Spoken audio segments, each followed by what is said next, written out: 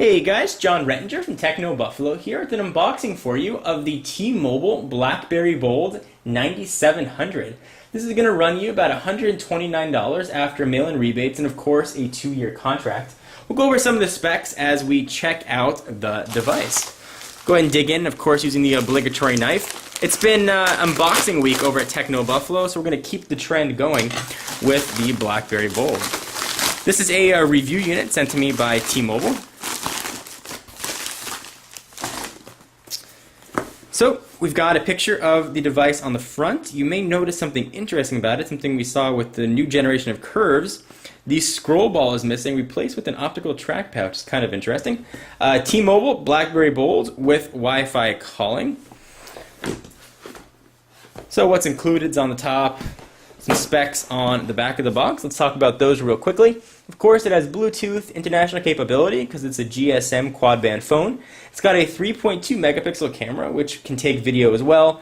It's 3G, Wi-Fi, GPS, and sort of all the rest of the standard smartphone features that you'd expect. It does have a 1500 milliamp hour battery, so should last you a few days. Blackberries are generally pretty battery sipping and are relatively efficient. So here we've got the Blackberry Bold itself. Take a look at that in just 1 minute.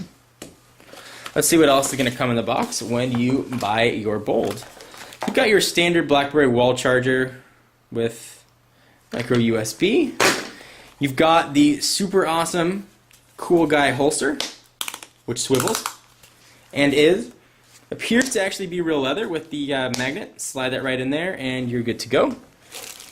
USB connection kit or connection cable, and it's like a pair of headphones with a microphone, and then your standard getting started guides and CD to install the Blackberry user tools. So we'll push that off to the side and let's take a look at the device itself.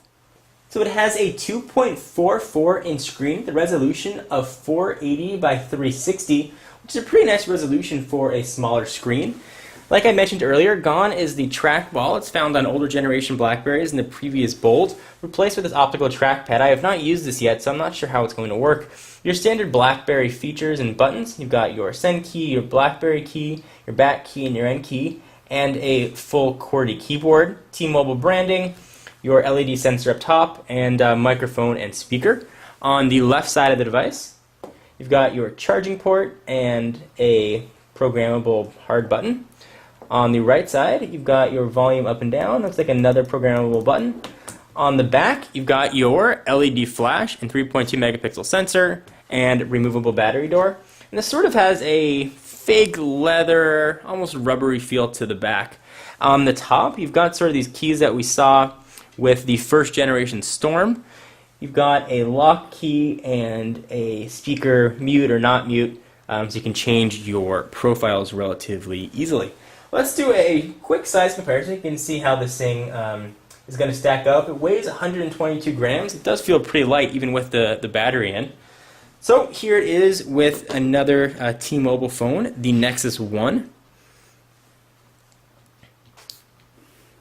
So Blackberry looks to be a tiny bit thicker, but not much. Certainly there's a size difference. Although with the Blackberry you obviously get a full QWERTY keyboard. Some other phones you might be familiar with if you want to get a sense of how big or how small the 9700 Bold is. Here it is with the iPhone. But definitely smaller than the iPhone. It looks to be pretty close in size, maybe a bit thinner than the iPhone. And finally, last phone that you may want to see compared with is the Palm Pre. In this case, it's the Palm Pre Plus. This, of course, has a slide-out keyboard. And stacked, it is noticeably thinner.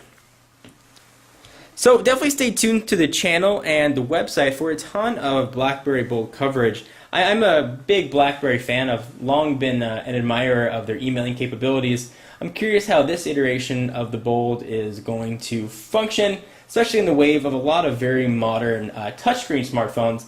Curious to see if the Bold's tactile button navigation can keep up. So definitely check those out, and we'll do comparison videos with a few of the other devices that you just saw. I'm John Rettinger from Techno Buffalo, and I will see you in the next video.